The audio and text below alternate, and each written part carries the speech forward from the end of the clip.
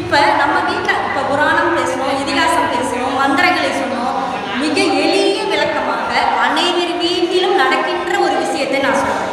நாமளே குழந்தைகளாக இருந்தபோதும் சரி, இப்போ நம்ம வீட்டில் இருக்கிற குழந்தைகளும் சரி, என்ன செய்யும்?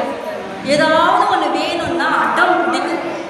ஒன்றும் இல்லை, அம்மாவுக்கு தெரியும் குழந்தைக்கு எந்த நேரத்தில் பசிக்கும், குழந்தைக்கு அந்த பசிக்கு என்ன கொடுக்கணும். ஒவ்வொரு வயதுக்கு தகுந்தாற்போல உணவு மாறும். இன்னும் சொல்லப்போனால் ஒவ்வொரு குழந்தைக்கு தகுந்தாற்போல உணவு மாறும். சில குழந்தைகளுக்கு சில விஷயங்கள் அலர்ஜி ஒத்துக்காது. அப்போ அந்த குழந்தைக்கு அவங்க அம்மா அது கொடுக்க மாட்டாங்க இல்லைங்களா? ஆனால் குழந்தைக்கு அது தெரியாது. குழந்தை என்ன செய்யும்?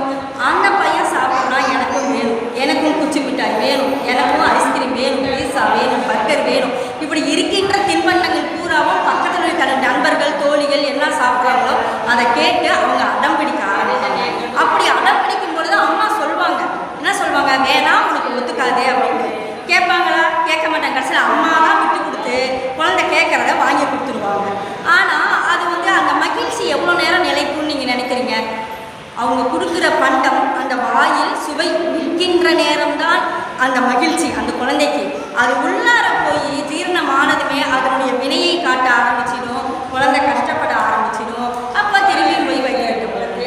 அதே தான் நம்ம வாழ்க்கையிலையும் நமக்கு என்ன வேணும், எது வேணும், எப்படி கொடுக்கணும், எப்போது கொடுக்கணும், எவ்வளவு கொடுக்கணும், எவ்வளவு எந்த நேரத்தில் கொடுத்தால் அந்த மகிழ்ச்சி நமக்கு நிலைத்து நிற்கும் அப்படிங்கிறது நம்ம அம்மாவுக்கு தெரியும். அவங்களுக்கு தெரியுங்கிறது தான் நமக்கு தெரியல. ஆனால் நாம் என்ன செய்கிறோம்? எனக்கு இப்போவே வேணும், இத்தனை நாளுக்குள்ளே வேணும், இப்படி வேணும். ஒரு மணமகளை வேணும்னா ஏகப்பட்ட கண்டிஷன்ஸ். அதே மாதிரி மணமகள் ஒரு வீடு வேணும்னா கூட நம்ம இப்படியாப்பட்ட வீடு தான் வேணும், இந்த ஊரில் தான் வேணும், இத்தனை நாளுக்குள்ளே வேணும். எல்லா விஷயங்களுக்குமே நாம் வந்து ஒரு வரைவரை கொடுக்குறோம். யாருக்கு? நம்மை படைத்த கடைகளுக்கே நாம் கண்டிஷன்ஸ் போடுறோம். கண்டிஷன்ஸ் அப்போ இத்தனை கண்டிஷனோடு எனக்கு வேணும் அப்படின்னு கேட்குறோம். அப்போ கடவுளுக்கு ஏன் இத்தனை நாளாக நமக்கு கொடுக்கல? அவங்கக்கிட்ட இருக்குதே, இவங்கக்கிட்ட இருக்குதே, ஏன் நம்மக்கிட்ட இல்லை, ஏன் நம்ம மட்டும் கொடுத்து வைக்காதவங்களா அப்படின்னு நாமளா போட்டு மாயையில் சிக்கி நம்முடைய மனதை உணர்ந்து கொள்கிறோம்.